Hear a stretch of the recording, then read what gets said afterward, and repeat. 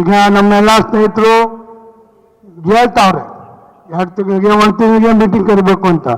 ಸಮಸ್ಯೆ ಏನಾಗಿದೆ ಅಂದರೆ ಮೀಟಿಂಗ್ ಕರಿಬೋದು, ಮೀಟಿಂಗ್ ಕರೆದಾಗ ಅವ್ರು ಹೇಳ್ತಕ್ಕಂಥ ಸಮಸ್ಯೆಗಳನ್ನ ಆಲಿಸಿ ನಾನು ಪರಿಹಾರ ಮಾಡೋಕ್ಕೆ ನಮ್ಮಲ್ಲಿ ಏನಾದ್ರು ಇರಬೇಕಲ್ಲ ಶಕ್ತಿ. ಮೀಟಿಂಗ್ ಮಾಡೋದೇನು ದೊಡ್ಡ ವಿಚಾರ ಅಲ್ಲ. ಈಗ 2 ವರ್ಷಕ್ಕೆ 2 ತಿಂಗಳು ಆಷಾಢ ಶೂನ್ಯ ಮಾಸದಲ್ಲಿ ಮದುವೆಗಳು ಇರಲ್ಲ. ದಿನಕ್ಕೆ 10-15 ಮದುವೆ ಇರ್ತವೆ. ಸೋಮವಾರ ಒಂದು ದಿವಸ ಇರಲ್ಲ, ಶುಕ್ರವಾರ ಸಾಯಂಕಾಲ ಒಂದು ದಿವಸ ರಿಸೆಪ್ಷನ್ ಇರಲ್ಲ.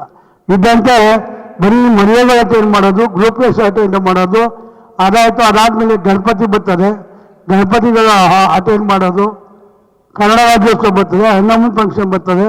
ಅದಾದಮೇಲೆ ಪಾದಯಾತ್ರೆಗಳು, ಧರ್ಮಸ್ಥಳ ಪಾದಯಾತ್ರೆ, ತಿರುಪತಿ ಪಾದಯಾತ್ರೆ, ಮಹದೇಶ್ವರ ಪಾದಯಾತ್ರೆ, ಹಲವಾರು ಕಾರ್ಯಕ್ರಮಗಳು ಇರ್ತವೆ. ಅದನ್ನ ಹೇಳೋಕ್ಕಾಗೋದಿಲ್ಲ. ದೊಡ್ಡ ಕ್ಷೇತ್ರ ಇದು. ಇತ್ತೀಚೆಗೆ ಒಂದು ಸಣ್ಣ ಮನೆ ಕಾರ್ಯಕ್ರಮ ಮಾಡಿದ್ರೆ ಕರೀತಾರೆ, ಹೋಗಲ್ಲ ಅಂತ ಹೇಳೋಕ್ಕಾಗೋದಿಲ್ಲ. ಈಗ ಅದಕ್ಕೆ ಒಂದು ತೀರ್ಮಾನವನ್ನು ಮಾಡಿದ್ದೀನಿ. ಇನ್ನು 1 ತಿಂಗಳು 2 ತಿಂಗಳಲ್ಲ, ನಾಳೆ ಒಂದು ದಿವಸ ಬಿಟ್ಟು, ನಾಳೆ ಎಲ್ಲೇ ಕ್ವಶನ್ ಬರ್ತಾ ಇದೆ, ಯಾವುದೋ ಭಾಳ ಇಂಪಾರ್ಟೆಂಟು ಬಿಡಿ ಬಗ್ಗೆ ಕೇಳಿದ್ದೀನಿ. ಮುಗಿಸ್ಕೊಂಡು ಬೇರೆ ಹೋದರೆ ನಾಳೆ ಗುರುವಾರದಿಂದಲೇ ನಿಮ್ಮ ಚೌಟ್ರಿನಲ್ಲಿ ಒಂದೊಂದು ವಾರ್ಡ್ನ ಕರೆದು ಎಲ್ಲ ಪದಾಧಿಕಾರಿಗಳನ್ನ ಆಯ್ಕೆ ಮಾಡಿ ನಿಖಿಲ್ ಕುಮಾರಸ್ವಾಮಿಯವರು 4ನೇ ತಾರೀಕು ಟೈಮ್ ಕೊಟ್ಟಿದ್ರು, ಅದನ್ನು ಪೋಸ್ಟ್ಪೋನ್ ಮಾಡಿದ್ರು.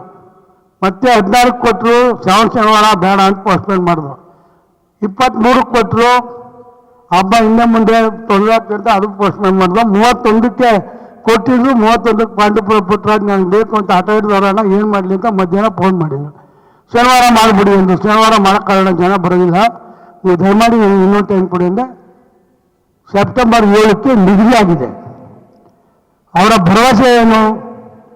ಬೆಂಗಳೂರು 28 ಕ್ಷೇತ್ರಕ್ಕಿಂತ ಅದ್ಭುತವಾಗಿ ಕಾರ್ಯಕ್ರಮ ಆಗ್ತದೆ. ಯಶವಂತಪುರ ಕ್ಷೇತ್ರದಲ್ಲಿ ಅಂಥ ಕಾರ್ಯಕರ್ತರು ಮುಖಂಡರಿದ್ದಾರೆ. ಮೆಂಬರ್ಶಿಪ್ಪು ಬೆಂಗಳೂರು ಎಲ್ಲ ವಿಧಾನಸಭಾ ಕ್ಷೇತ್ರಕ್ಕಿಂತ ಜಾಸ್ತಿ ಆಗ್ತದೆ.